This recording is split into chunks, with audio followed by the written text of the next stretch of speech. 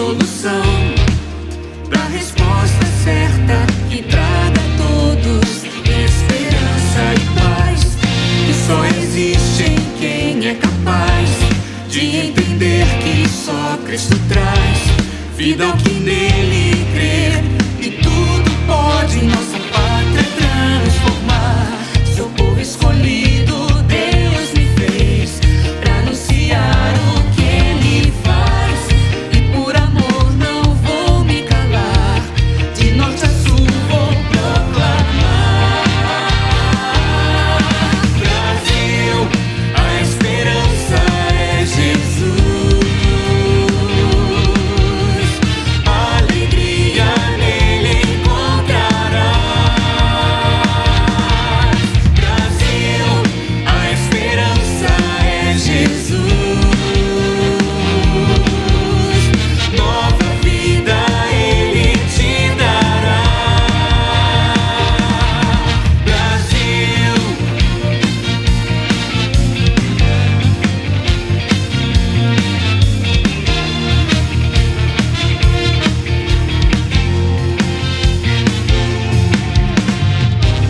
seu povo escolhido Deus me fez pra anunciar o que ele faz, e por amor não vou me calar, de norte a sul vou proclamar. Brasil, a esperança é Jesus, alegria nele encontrarás. Brasil, a esperança é Jesus, nova vida ele te dará. Brasil.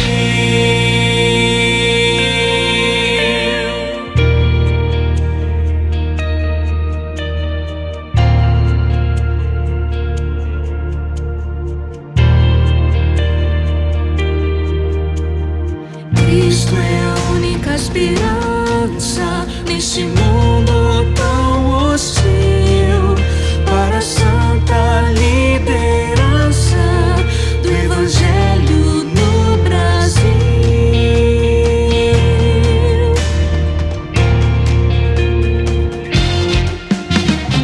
Cristo é a única esperança nesse mundo tão hostil, para a santa liderança do Evangelho no Brasil.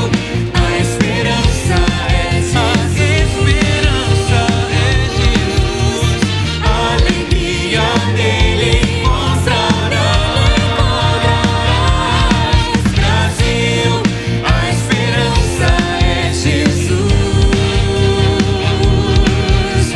nova vida ele te dará. Alegria nele encontrarás, nova vida ele te dará. Brasil.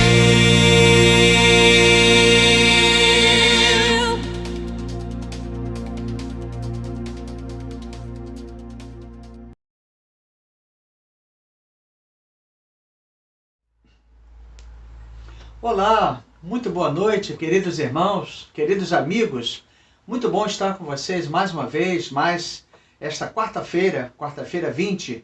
Louvamos a Deus pela sua vida, louvamos a Deus pela sua família. Com certeza, Deus tem uma proposta muito especial para você nesta noite. Com certeza, Deus vai falar o seu coração, vai falar a sua vida através do estudo da Palavra de Deus na noite de hoje. Bem-vindo também àqueles que estão nos acompanhando nas redes sociais. Muito bem-vindos, obrigado pela sua participação. Não esqueça de fazer a sua inscrição, inscreva-se, faça então, dê o seu like, porque isso será muito importante para nós. Nós temos aumentado o número de visualizações, como também o número de inscritos, né? Então eu gostaria que você fizesse parte do nosso time, ou seja, o time da Primeira Igreja Batista em Fazendinha. Quero então registrar aqui mais uma vez a nossa gratidão, também a nossa igreja, e retornamos então aos cultos presenciais. Isso tem sido muito importante. Domingo que passou foi bênção, tanto na parte da manhã quanto na parte da noite. Deus falou aos nossos corações, aos corações ali daqueles que ali estavam. A irmã Esther, nossa ministra de música, e também o nosso vice-presidente, o irmão Flávio Muros, teve a oportunidade de falar à noite. Quero também lembrar aos irmãos e aos amigos que agora, no próximo domingo, dia 24, nós estaremos encerrando a nossa campanha de missões nacionais. Cristo é a única esperança. Atos, capítulo 4, verso 12, e com certeza a sua participação será muito importante neste momento de encerramento da campanha de missões nacionais. Quero também chamar a atenção de que no dia 30 de outubro teremos uma programação especial na nossa igreja para as crianças, intitulado Tarde Alegre. Vai dar partida, ou seja, início da programação, às 14 horas. E eu gostaria de contar com a sua participação, com certeza será, sim, muito importante. No próximo domingo também quero chamar a atenção, é que aqueles que trouxerem mais visitantes não crentes, vai ter um presente, isso no culto da noite. O pastor vai falar sobre a campanha e eu gostaria de chamar a atenção dos irmãos para o tema da mensagem: avançar ou recuar, baseado então em Atos capítulo 4, verso de número 12. Então, quem levar mais visitantes terá então um brinde especial, com certeza uma máscara com o tema da campanha, como também então um Evangelho de João. Então você deva estar participando, deva estar envolvido, levando visitante, porque isso será importante para a sua vida. Hoje, meus irmãos, nós estamos estudando a lição de número 3, o Ministério da Reconciliação. Nós estamos estudando a segunda carta aos Coríntios, Paulo escrevendo à igreja de Corinto, e com certeza temos como base especial, ou melhor, como texto base, 2 Coríntios capítulo 1, versos de 12 a 14. Então, o autor, os irmãos já conhecidos, pastor Ronaldo Silveira Mota, ele é membro da Igreja Batista Copanema, na cidade do Rio de Janeiro. Com certeza é um homem de Deus, professor universitário, e com certeza ele já deu aula na Faculdade Batista do estado do Rio de Janeiro, lá na cidade de Campos. Eu tive oportunidade de viajar com ele. É um homem de Deus, a sua família totalmente integrada nos trabalhos do Senhor. Então, queridos irmãos, eu quero então chamar a atenção dos irmãos e dos amigos para que nós estejamos juntos no estudo. Com certeza Deus vai falar ao seu coração, Deus vai falar à sua vida, Deus vai falar então à sua família. Um novo tempo em 2021, com Jesus é a nossa oração. Amém.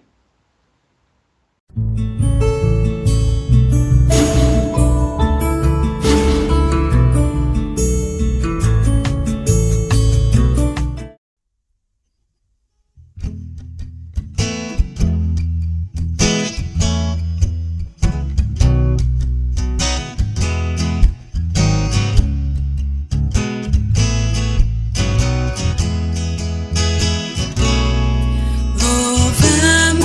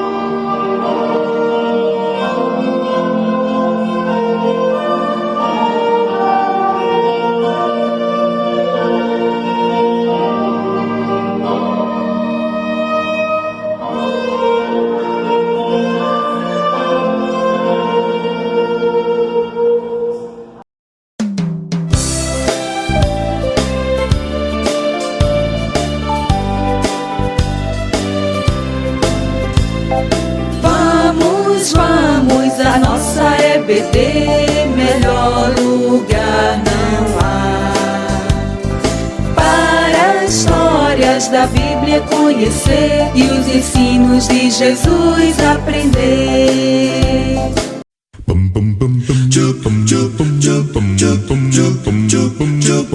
Estudar a Bíblia, estudar a Bíblia, estudar a Bíblia na escola dominical. Estudar a Bíblia, estudar a Bíblia, estudar a Bíblia na escola dominical. Vem mais de Deus aprender, fortalece e faz crescer. Os jovens aprendendo, adultos se estão, também os pequeninos, as crianças. Que legal! Oh, que momento sem igual, cresce na fé e no saber, vem com a família pra EBD. Vem com a família pra EBD. Vem pra EBD.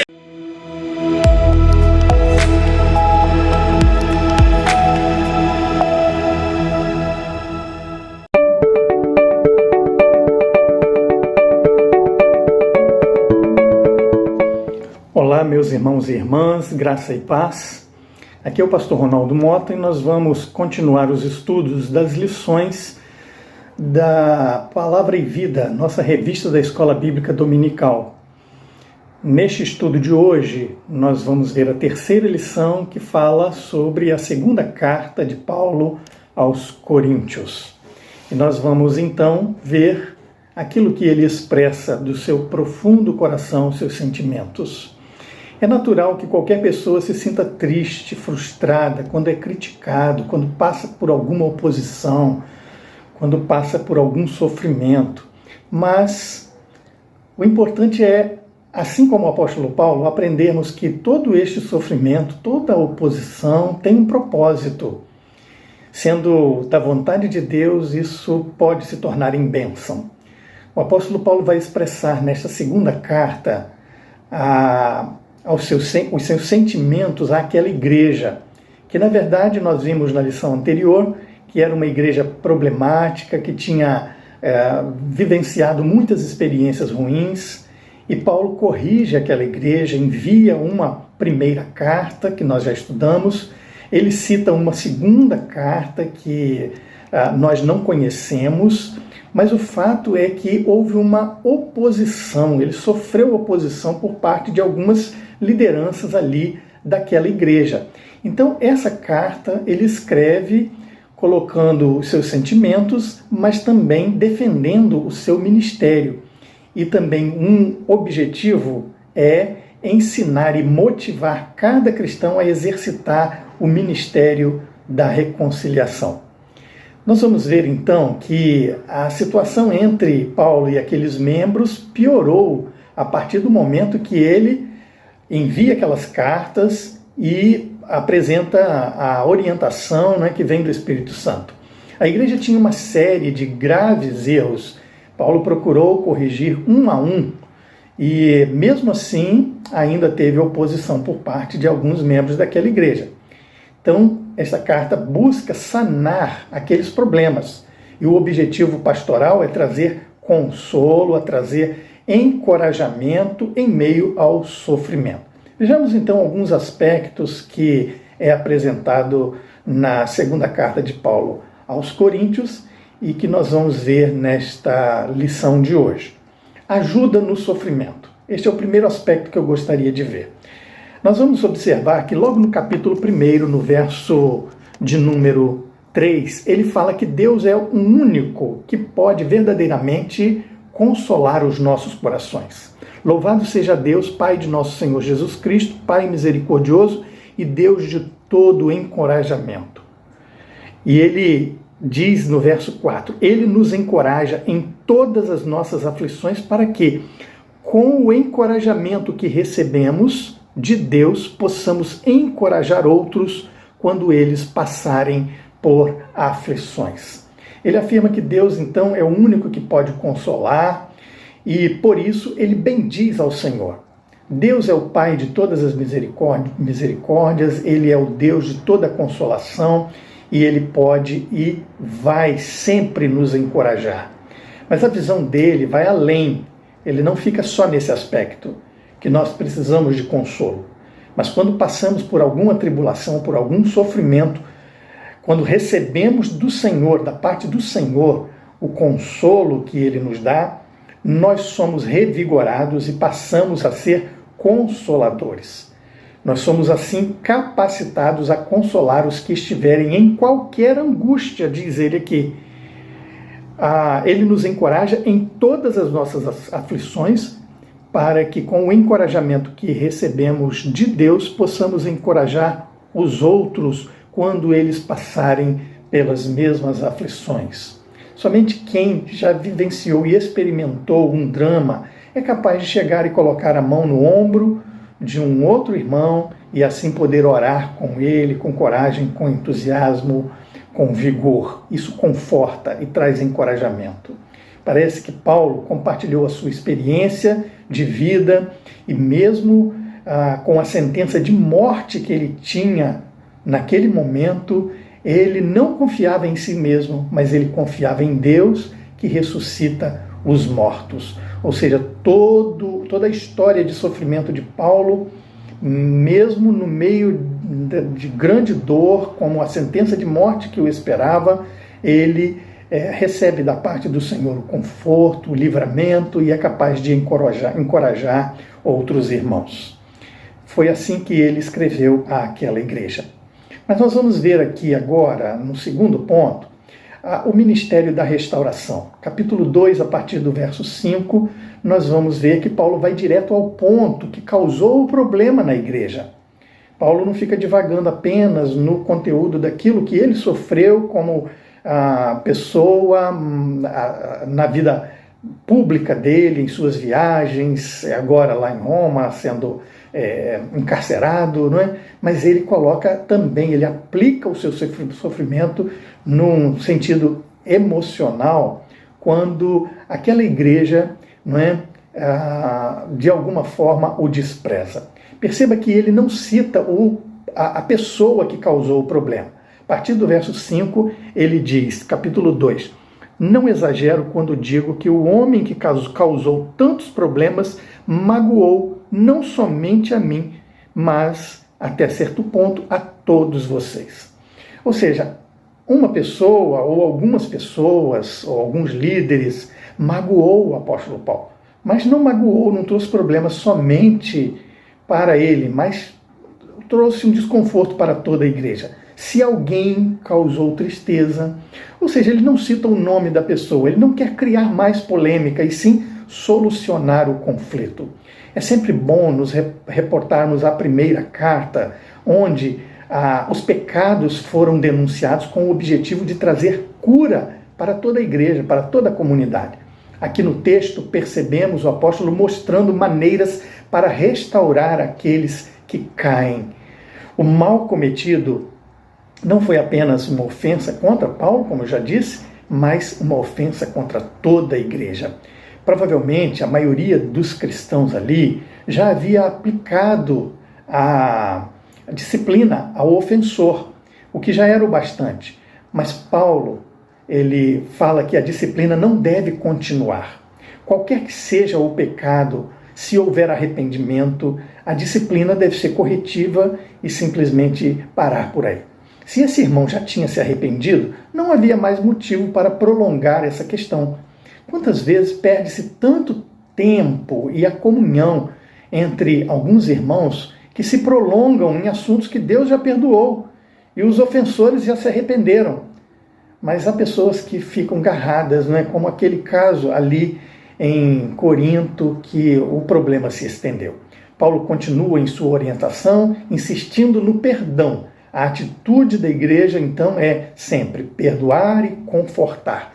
No versículo 7 ele diz, agora, porém, é hora de perdoá-lo e confortá-lo. Ao contrário, pode acontecer de ele ser vencido pela tristeza excessiva.